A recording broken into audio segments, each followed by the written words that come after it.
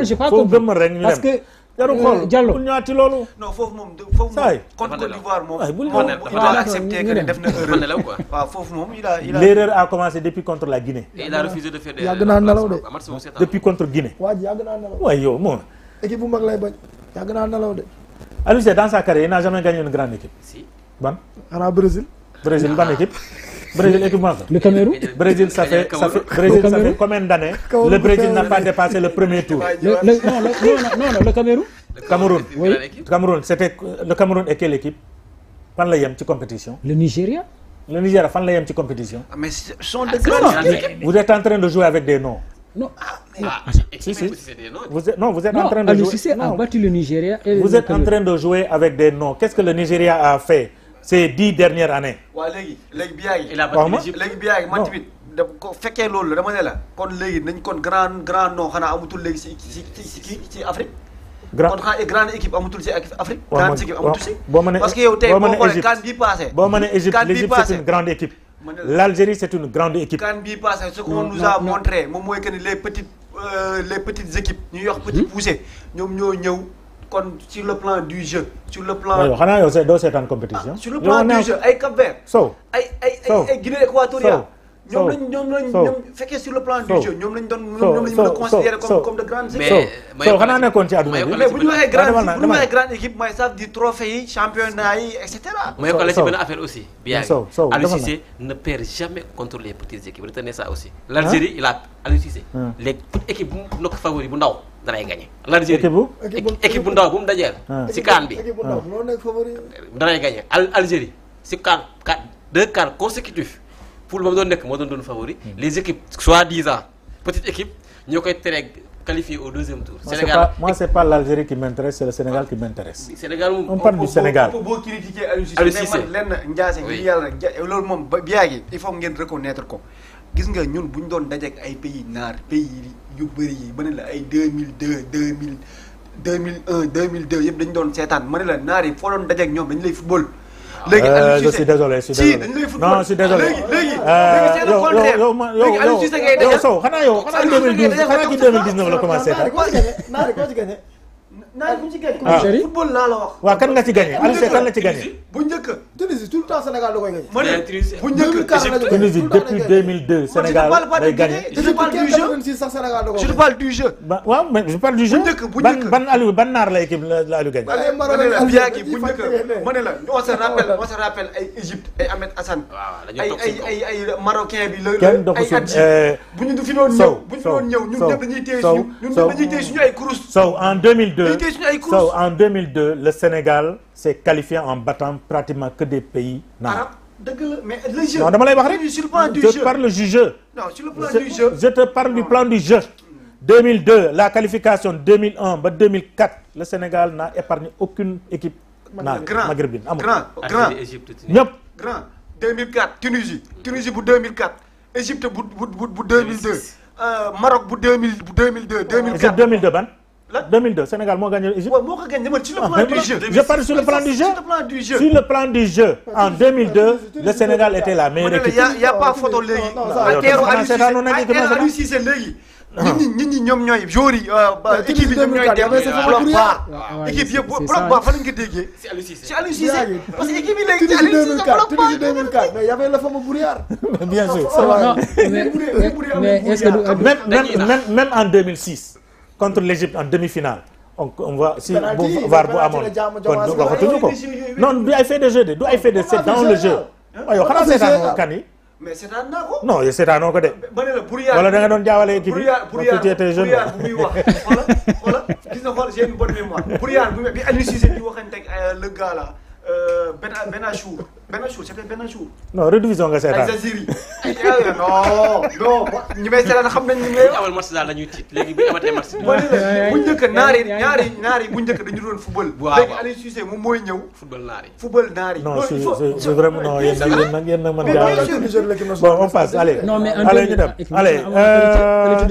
alors Mbaye Niang convoqué wu ko. Mbaye Niang waaw convoqué wu ko. non ñëwul. lu tax sa transition bi dafa gaaw. pour man da ngay dem tigi. Mbaye Niang convoqué ko day attaquer lay wut. non ah lu attaquant lay wut. bokkul de. mais Mbaye Niang dañ. mais am na ay attaquant. non Aliou Cissé dafa dama ko. Sano bi da nga ko xam. benn interview xaw ma Sano la xam. Mbaye Niang nee na daf ko convoqué en équipe nationale ci trêve comme trêve bi Aliou Mbaye Niang simulé blessure reste à Rennes bañ a ñëw honorer sa sélection. kan moo la wax loolu. Aliou Cissé moo ko nettali. non mais mu ko wax si conférence de presse. vidéo yaa ngi si kii internet Biaye xam nga Mbaye Niang on dirait problème discipline moo tax Mbaye Niang dafa am histoire équipe nationale dafa am histoire parce que peut-être pour ne pas perturber un peu le commandement. ok ñu dem xam nga kii waxoon naa leen ko la dernière fois. dama leen ne man maa leen waxoon ne. man kii gëwuma ko une équipe nationale moom ak Bouna Sarr yëpp. man gëwuma leen une équipe nationale. man boo demee ba déclarer. mën nga am intention bi sax mais boo demee ba déclarer moi je ne suis pas sénégalais rek. man boo ñëwaatee Sénégal gëwuma la. man loolu laa waxoon Baye Diagne bu muy dem coupe du monde man dama la man gëwuma ko. parce que dañuy dem coupe du monde juste pour aller à la coupe du monde parce que seen morom yi dem nañu. Bouna Sarr noonu la mujjee. parce que moromam mi dem nañu donc occasion la pour mu dem nag mu dépanner Aliou Cissé. malheureusement cohérence boobu nag moo continué wul. parce que mu ngi nii engagé benn défense boo xamante ne amul latéral. nga ne yow da ngay préparer coupe du monde. nañ dem ba ci kanam on verra. alors beneen bi. bon Mbaye Niang bu ñu kiiwee ci Mbaye Niang récemment dafa def benn exploit. à la 93e minute. la libéré Empoli. bii bu extraordinaire dóor. bu portant 93e minute mu kii dafa naroon wàcc en série B. heureusement ba maintenir nañ et il a suivi depuis janvier donc Mbaye Niang chapeau à lui Aliou Mbaye Niang. léegi yow exploit boobu nga bëgg a pare Aliou Cissé convoqué ko exploit à la dernière minute. Non, il y a des attaquants qui ont fait plus que lui. Ah oui, bien sûr. Des attaquants qui ont fait... Alors, ba léegi donc le Sénégal joue contre la RD Congo le 6 ici à Dakar au stade Abdoulaye Wade. bu loolu weesoo le 9 le Sénégal va rencontrer donc ki nga xamante ni moom mooy la Mauritanie ce sera à Nouakchott du noonu. mais il faut qu'on fait très attention à cette poule aussi xam nga poule bi ñu koy def tirage avant CAN bi ñëpp dañu leen wax ne c'est une poule abordable mais après la CAN là il y a des équipes qui ont retrouvé la confiance comme la RDC et la Mauritanie. Il faut faire très attention parce que la RDC la équipe la boo xam ne bu amee confiance am nañu ay joueurs peut-être équipe bu inconstant la quoi mais avec la confiance de la CAN il faut que le Sénégal fasse très attention et la Mauritanie aussi. RDC fa la dem ba quart de finale. demi-finale. Troisième. Demi-finale et la troisième. C'est ay joueurs yu mag la am de. peut-être avant la CAN amuñu woon stabilité quoi. équipe dañu dispersé woon parfois ñii di ñëw parfois ñii duñ ñëw. ok avec l'euphorie de la CAN là ils peuvent se remobiliser et le Sénégal doit faire très attention. Mauritanie aussi derby local la. Mauritanie derby local la. yaa ma doon laaj Cameroun. waaw yaa ma doon laaj Cameroun. waaw voilà Cameroun fu mu yemoon. ci CAN bi. Issa ñu dem Cameroun ah. non si CAN. ci CAN waaw. non Cameroun c'est une équipe vieillissante. toog leen foofu ngeen naa si. non c'est une équipe vieillissante. amoon na ay jeunes à l'intérieur. non am na ay jeunes mais boo xoolee équipe Cameroun franchement. Cameroun. non loolu titre bi moo. vous imaginez la grande équipe dama naan kay. vous imaginez la grande équipe du Cameroun organiser une CAN et perdre la CAN. si. Cameroun bu doon Cameroun dëgg. tey du fa am. moo tax nag tour bi moo fi nekk. non tour bi moo fi nekk. mais du Cameroun. ñu dem seetaan coow li am foofu ca Cameroun. diggante Samuel Eto'o 2017 je me rappelle. ak Brice mais également le ministre des sports. donc coow lu rëy moo fa am. au niveau de la fédération camerounaise de football. Eto'o ak ñi nga xamante ni ñoom ñooy waa ministère des sports notamment l'État bon coow li bëri na Moussa Issa si c'est bon on peut aller suivre li nga xamante ne moom moo am ca fédération camerounaise de football allez ñu dem.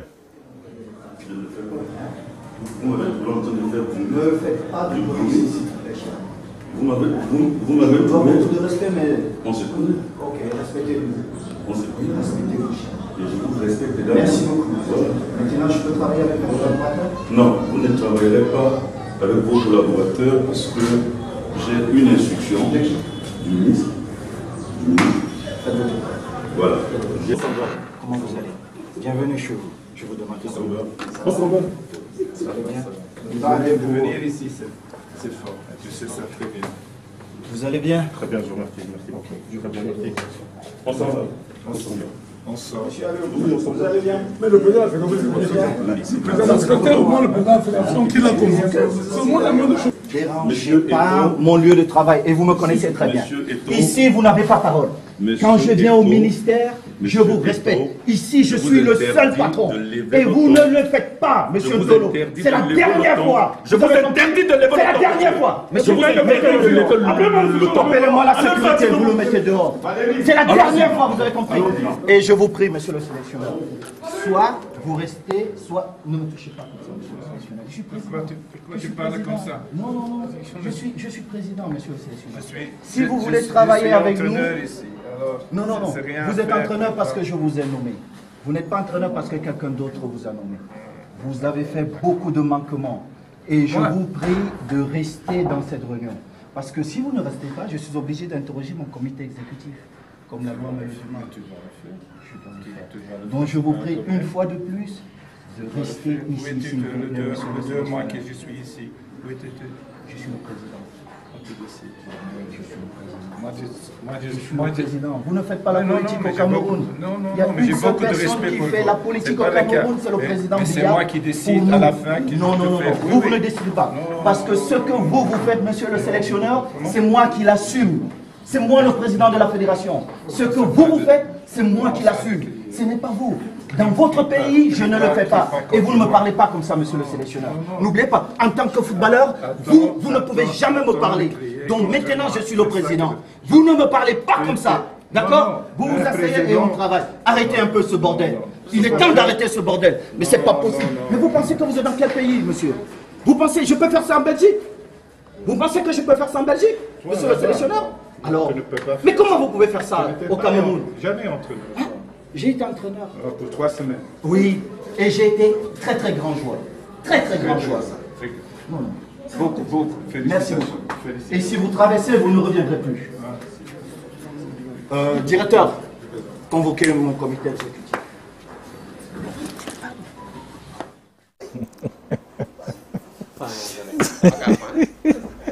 non one léegi ngeen ne lii léegi ngeen ne lii football kii Cameroun may war na mën a gagner Sénégal. Bien sûr. lii nan la mën a gagner ban équipe la mën a Cameroun gagner. ils ont des problèmes. Man je pense que Afrique problème hiérarchisation la ñu am problème structuration parce que lii nii li mu wane nii mooy que ni moom fii mu nekk nii c'est lui le président. C'est le boss. C'est le boss. C'est le boss tey ak foo mën a jóge ak lu ko mën a coiffé boo ñëwee fii nii ci fédération bi moom mooy décider mais bu fekkee problème je pense que ni genre problème yii nii dafa yàgg te à chaque fois Afrique ces genre de problème yi day am man pour man il n'est pas dañuy wax dafa arrogant du question d'arrogance question de logique la man pour moi il est dans sa affaire xam nga y a un problème indi ngeen logique bi encore. non xam nga ici en Afrique c'est-à-dire les politiques ils s'immiscent trop ci sport bi coach bi maanaam bu fekkente ne fédération bu ñu koy indi peut-être amu ci décision bi war ndax ministère a ko indi ou présidence ñoo ko indi coach bi du jox respect bi war le président de la fédération de football c'est lui son patron qu'on le veuille ou non c'est Eto'o le patron du football camerounais le coach bu ñu koy choisir am na son mot à dire le ministère bu ñëwee à la fédération foofu Eto'o moo fay boosam bu ko convoqué ci ministère nag foofu ministère bi mooy boosu Eto'o à la fédération Eto'o a son mot à dire Eto'o parce que dafa am oral yi bu nekkoon beneen fédération dañuy plier wu ci décision soit fédération ou coach parce que li wax coach bi daf ko ne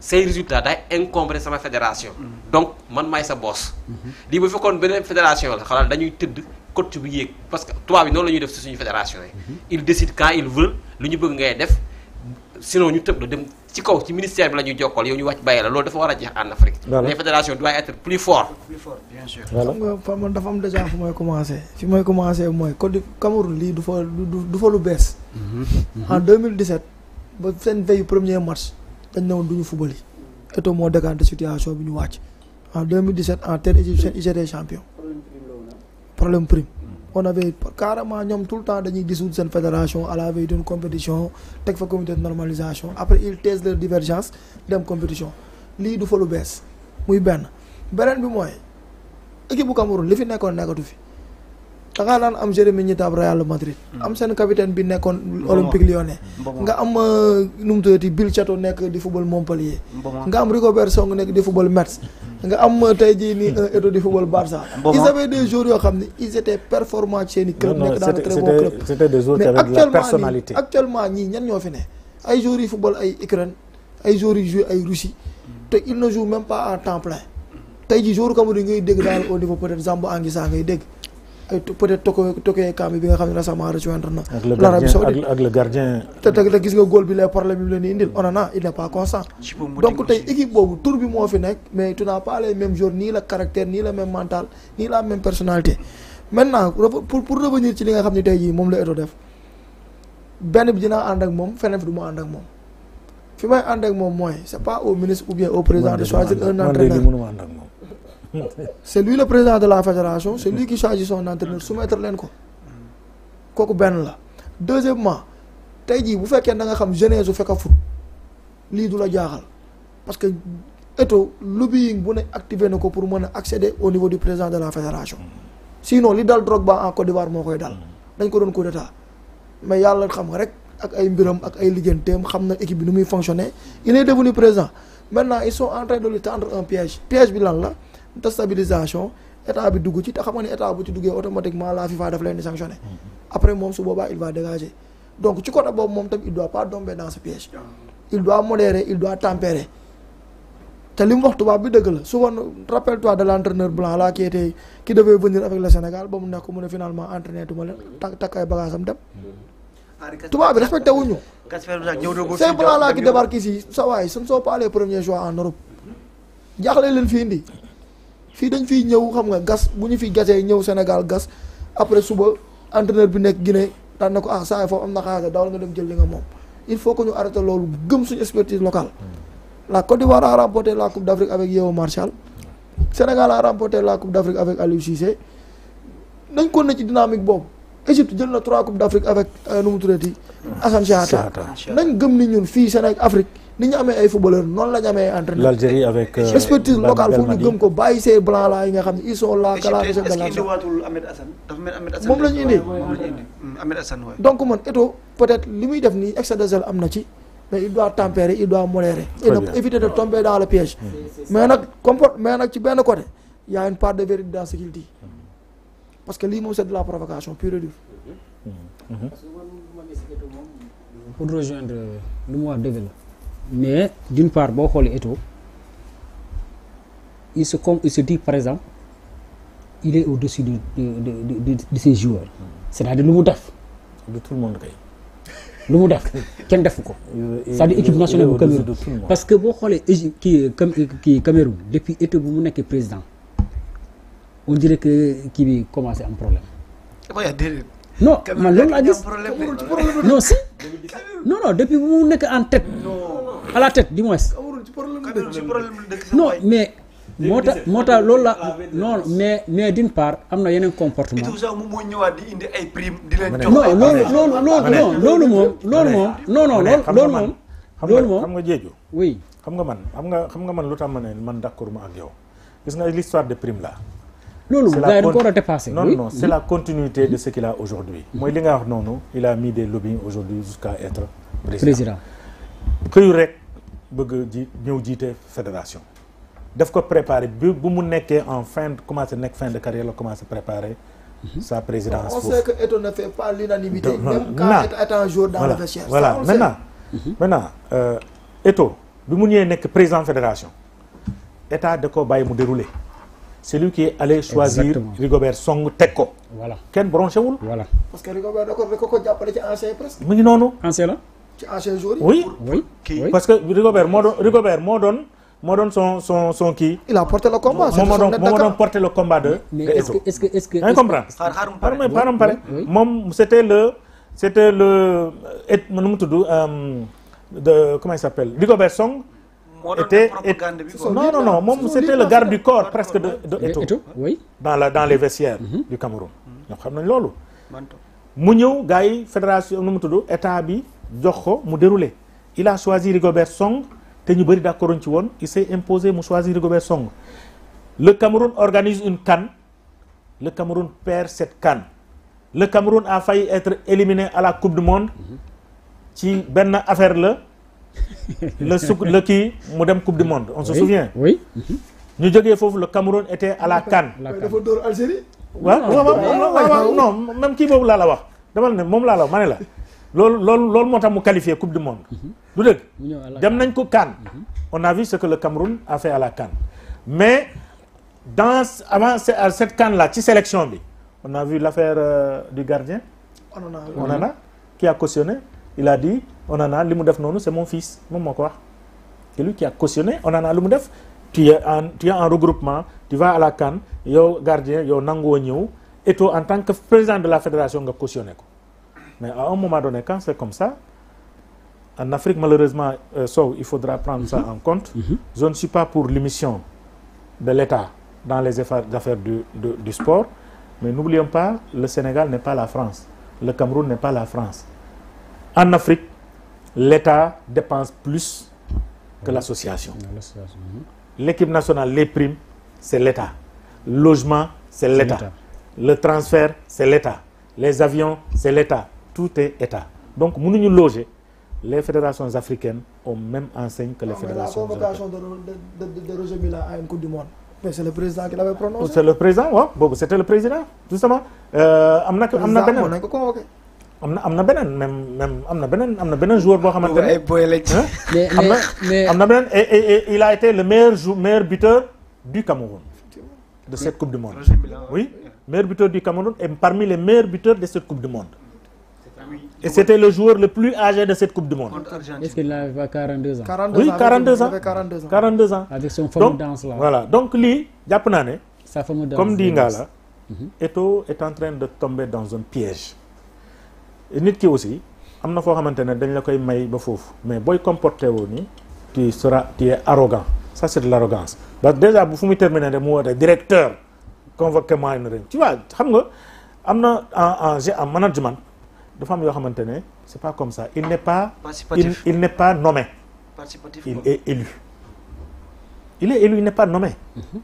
mais tamit grand gis nga mais il veut imposer. des fois tamit les Africains tamit problème bi am di Côte d'Ivoire même chose tey ñoom bu fekkente ne un Européen ñëw na diriger leen dañuy nekk bouche bée topp ci rang yi. Tant que c'est comme ça.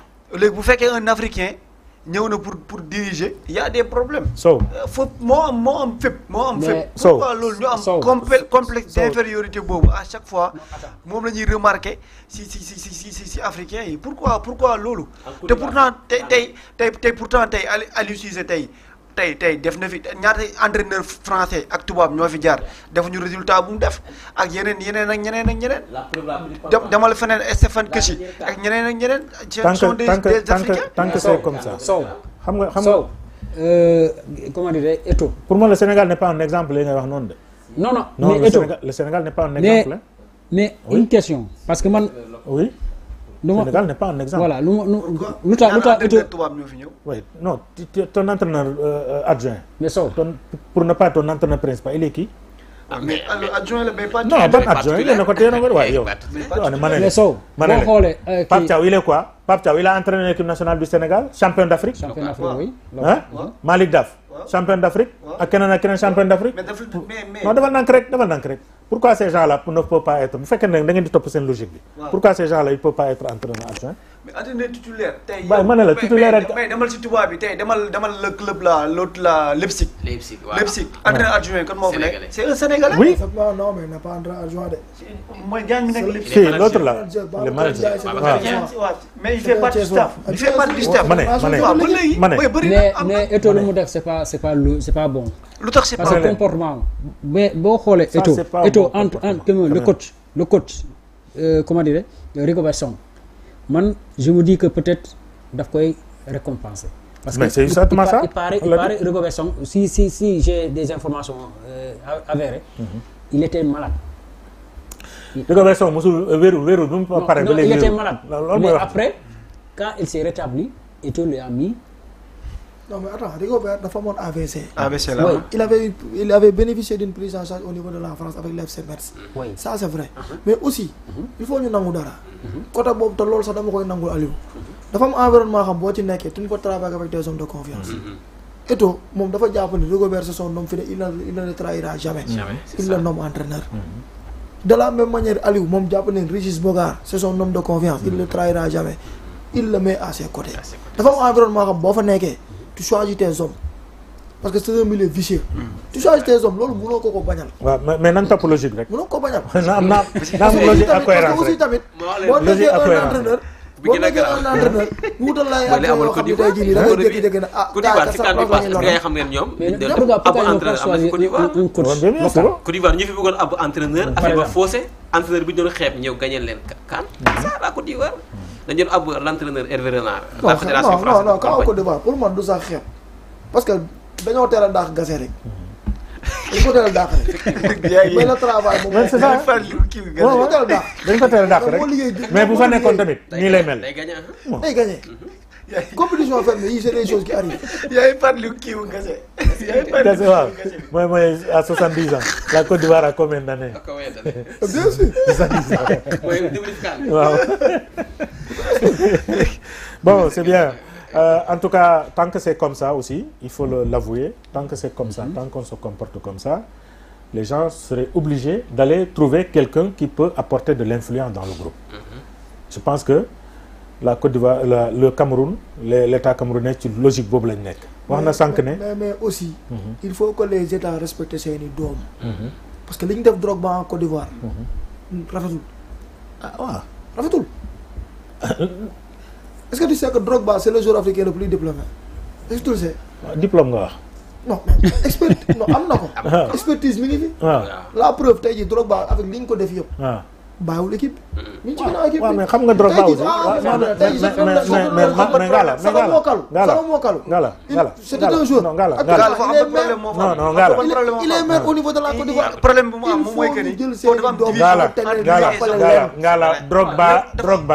Drogba waxul ne moom dafa soxla équipe nationale. non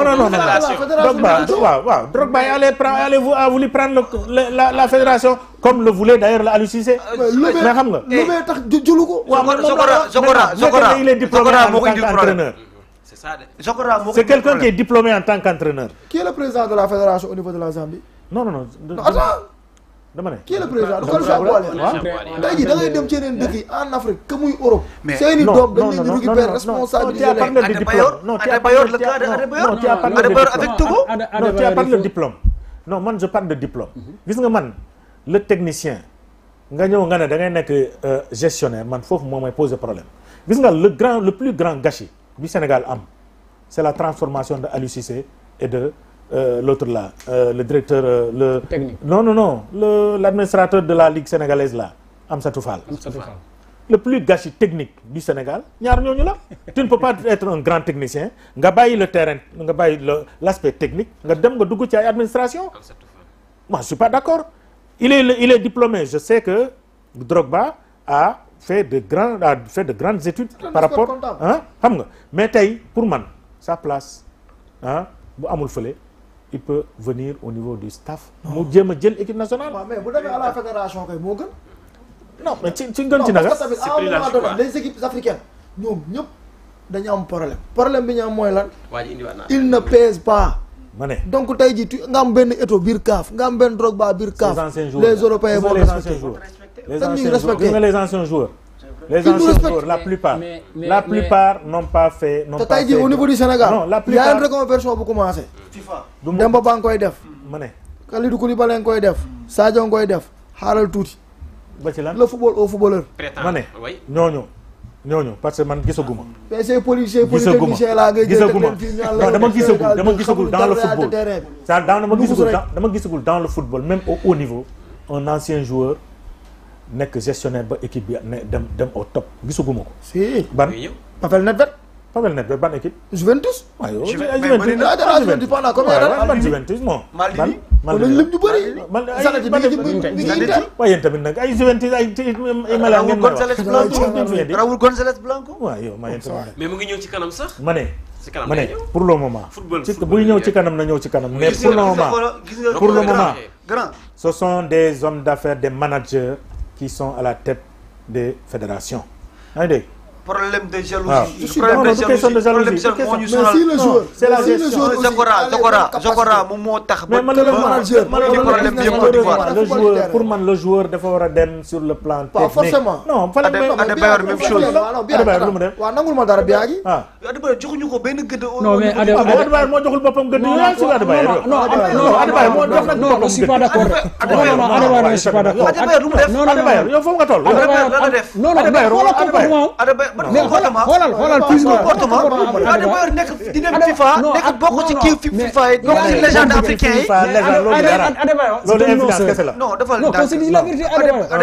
Adebayor ce qu'il fait au Togo attends Adebayor ce qu'il fait au Togo il fait même si petite catégorie bi ma ne la ñoom ñëpp di leen jël en charge ñu fay def attends dafa leen dànk rek boo leen waxee Adebayor petite catégorie bi la dem investir au niveau du Togo boo demee ba sous l'arbre à palabre doo leen ko dégg bi El Hadj Diouf ñëwee Togo foofu lañ ko dalal waaye yéen ngeen la génn Adebayor yéen attendez yéen tamit Adebayor kay gars yi ñun ñoo ko mettre à l'écart. yaa ngi nangul ma dara. et je vais te donner 2 exemples yu gaaw. tu peux être joueur et avoir des études poussées. donc kooku am na lu mu ëppalee am d'affaire bi. mooy jàng bi nga jàng naa ko ba pare maa la gis ci wàllu terrain. parce que maa la man dama ko dund c'est un vécu. tey jii tu doon prendre le cas de Jeje Okocha ñëpp xam nañ dafa jàng actuellement il est ministre des sports au niveau du Nigeria.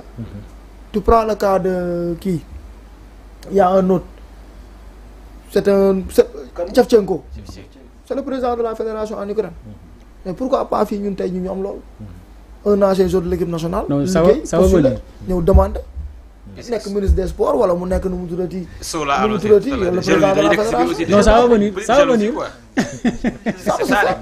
mais pour loolu di war ñu gëmloo ni da nga war a jàng ba ni ar waroo nekk joueur pour mën a nekk diriger ni poste loolu mais manager sax dafay laaj expérience mais le plus souvent les managers c'est la théorie pure et dure ma ne la théorie mais le management xam nga le management mais fer na ko ni jàng na technique fer na ko nan ñu waxtaan dëgg rek waaw mais daa sori équipe nationale waaw daa sori équipe nationale bon lu la mu retiré Teungueth FC champion du Sénégal ah du na waaw foofu la ñu terminé très rapidement waaw Teungueth FC démb dafa door Génération Foot 1-0 et du coup il est devenu champion du Sénégal mu des coupe bi quoi nga laa waxoon na ne il compte sur avec la complicité des arbitres je pense que mën nañ def double bi quoi waaw avec la complicité des arbitres ça c'est grave non mais c'est ça oui c'est la réalité mais dëgg la parce que jaram match boo gisee une personne coach Jaraaf il s'est justement li daal il s'est beaucoup plaint sur il a dit que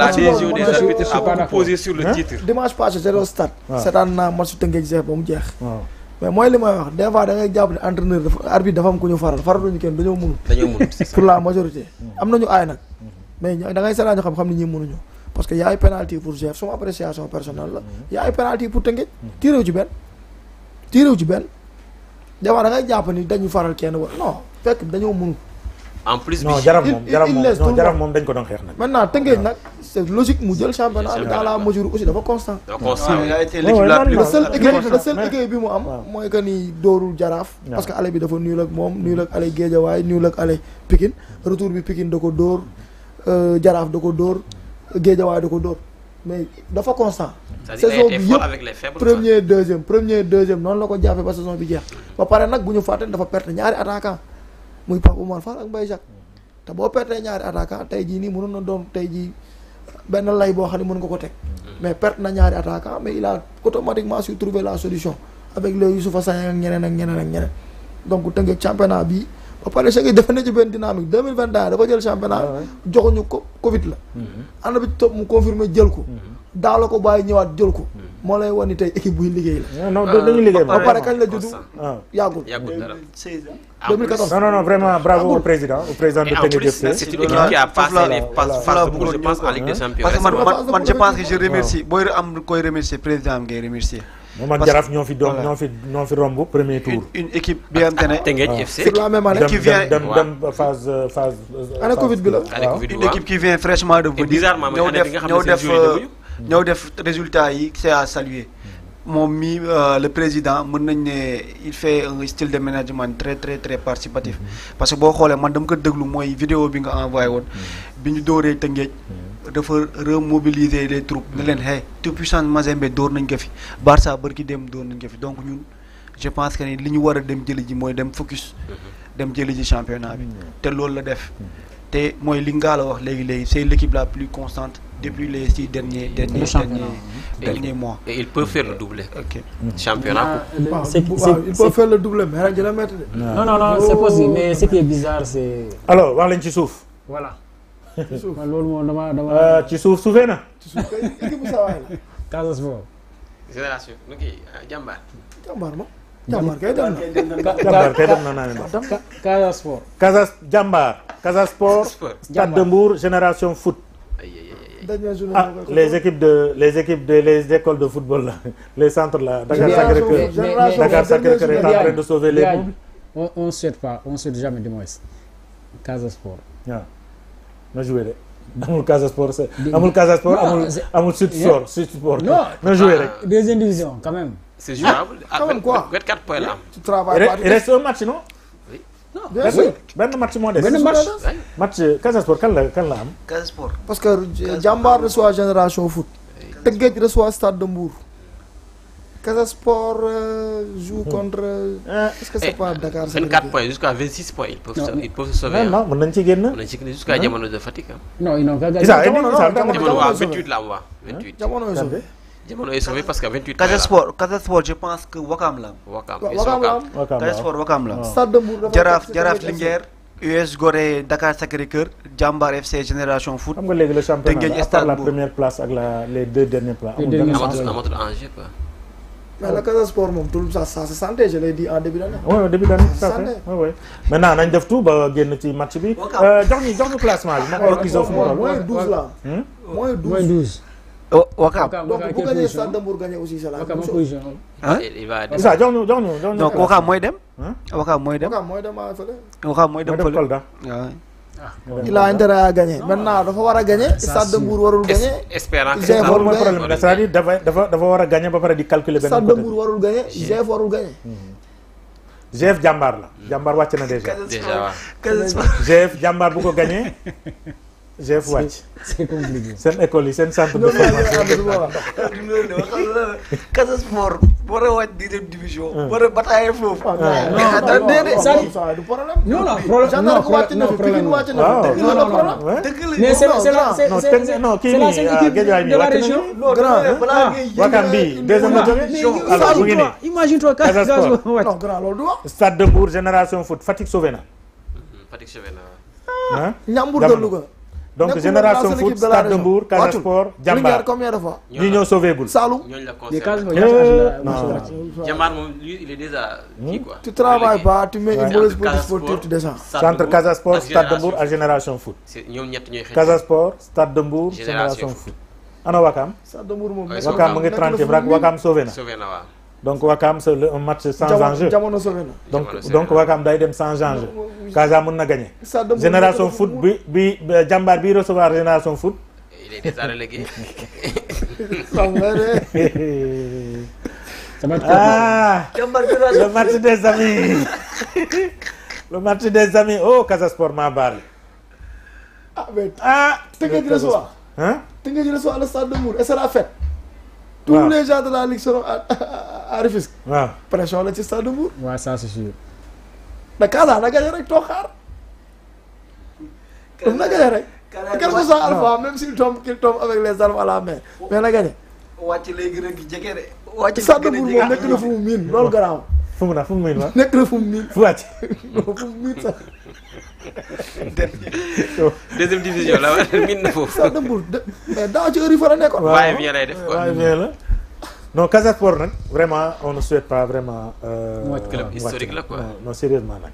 on ne souhaite c'est pas le seul club de la région. et maintenant les autres clubs tu leur souhaites la descente. non je ne sais pas la descente mais c'est le seul club de la région. dama ne waay dama ne Louga. dama ne c'est le seul club de la région. non du loolu non du loolu yaa Linguère. non c'est effort yi ñuy fourni de la région dafa wàcc. non effort yi ñuy fourni Saloum.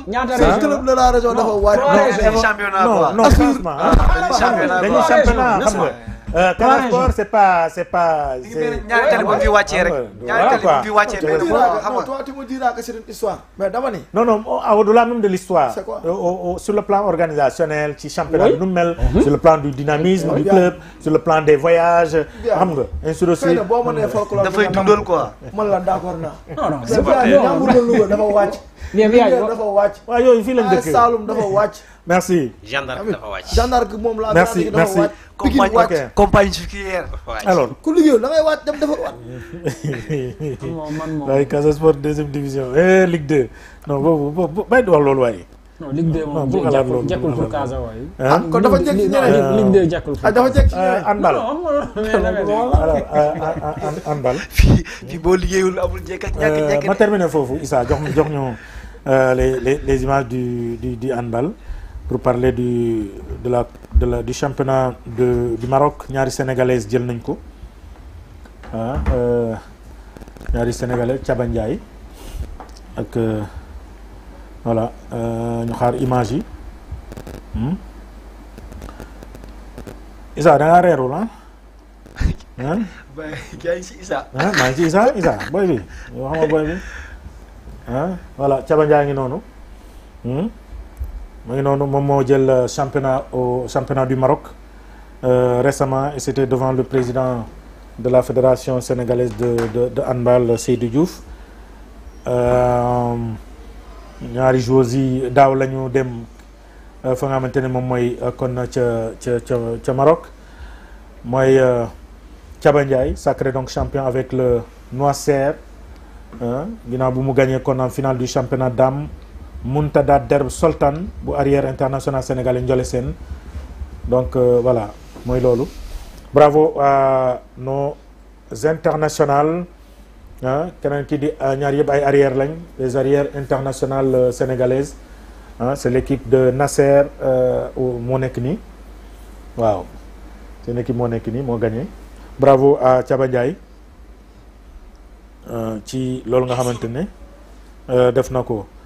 Alors en championnat également ça se poursuit au Sénégal nous y reviendrons dans notre prochain magazine waxtaan ci bu baax a baax loolu mooy handball donc lii lañ doon indi woon daanaka lii la woon Chelsea am na entraîneur Chelsea est-ce que c'est officiel? bon en tout cas fële moom Barça moom anti-flic c'est officiel quoi. ça bouge mais c'est pas encore officiel aussi. anti-flic day ñëw wax. anti-flic mooy kanati. anti-flic moo newoon Bayern. anti-flic moo doon Barça 8. moo newoon Bayern. moo doon Barça 8 moo doon Barça 8 doo ko wax. moo newoon Bayern. moo doon Barça 8. et aussi Toni Kroos. Voici l'entraîneur de Chelsea. Enzo Maresca nouvel entraîneur de Chelsea.